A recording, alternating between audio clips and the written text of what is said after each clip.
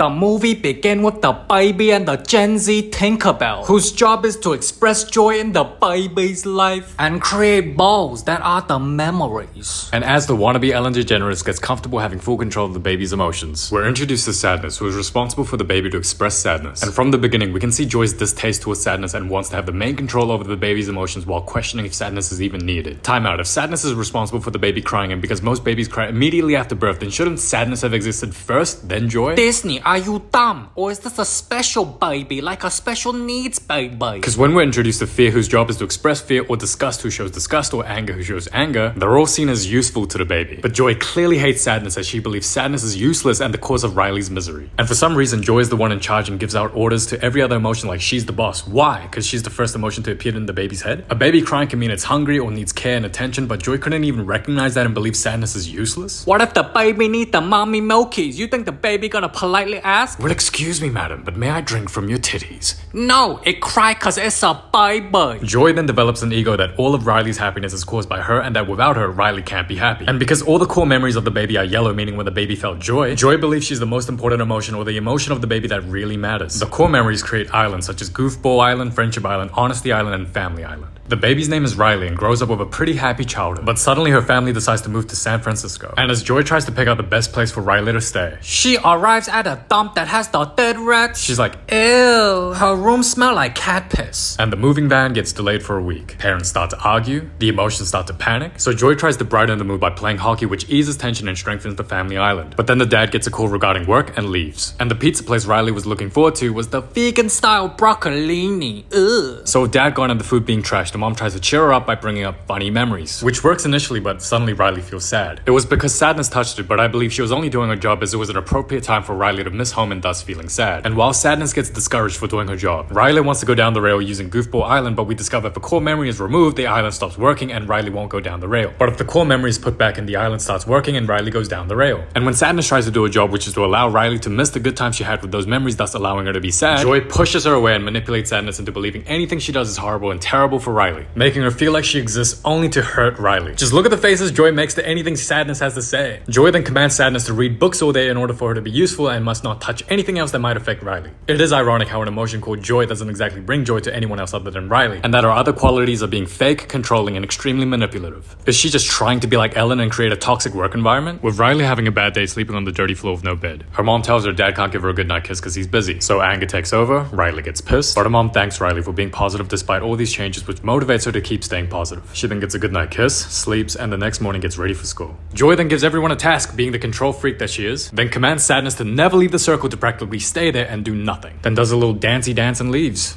Look at me, I'm a leprechaun. Riley then goes to school and is asked to introduce herself. And as Riley is doing so, Joy then pulls out a happy memory, which only makes things sad because it creates the opportunity for Riley to miss her old home. So you can't blame sadness for doing her job and expect to suppress sadness forever, because eventually it has to come out. Maybe if you allowed sadness to do her job yesterday, then Riley wouldn't have to process this during her first day of school. Joy then uses physical force and a blue core memory is created. But Joy and her ego cannot allow any other color to be a core memory and tries to remove it. And because Joy removed it, which results in sadness trying to put it back, we then see Riley lose all the core memories. All the islands shut down. And Joy keeps fighting, which results not just the core memories, but her and sadness to be sucked into the portal that Joy created, by the way. And honestly, the aftermath of this isn't even that bad, as there's no shame in missing your old home as a kid, as it really isn't the end of the world. And thanks to Joy and her actions, they land in the long-term memory near the islands and journey back to headquarters. And with two key emotions gone, Riley behaves very differently. It was very interesting to see what Riley's parents are thinking, as the mom believes it's the man's job to fix the problem. But bro's just thinking about sports.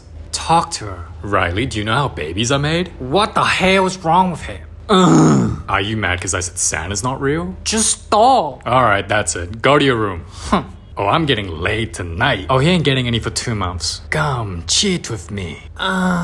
All jokes aside, I truly do hope girls don't think about another guy whenever their man can't solve their problems. It's already quite concerning knowing she settled for a guy that wasn't her first option, but I'll take this scene for comedic humor rather than believe a lot of women are like this. Meanwhile, on Goofball Island, Joy tries to make the quickest route to headquarters, as Riley's dad tries to make her feel better by acting like a monkey. Monkey.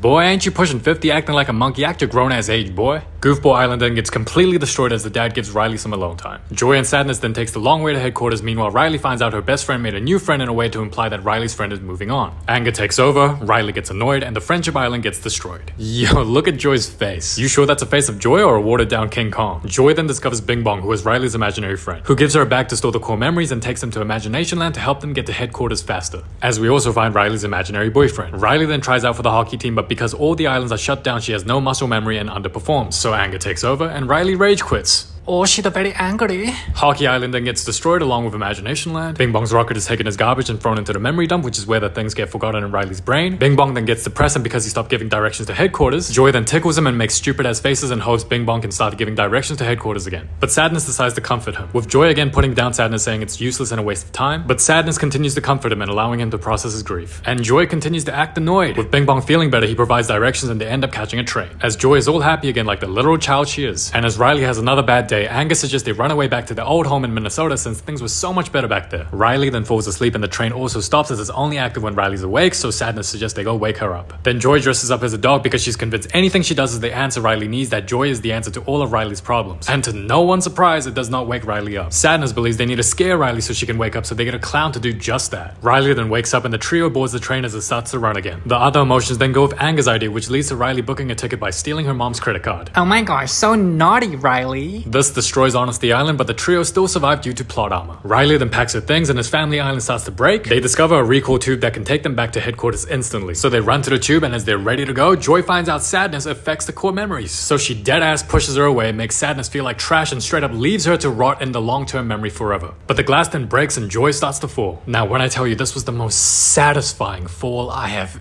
ever seen. But poor Bing Bong tries to save her and ends up falling as well. I mean, I could do the voiceover for y'all. Joy? See ya, loser. Crack.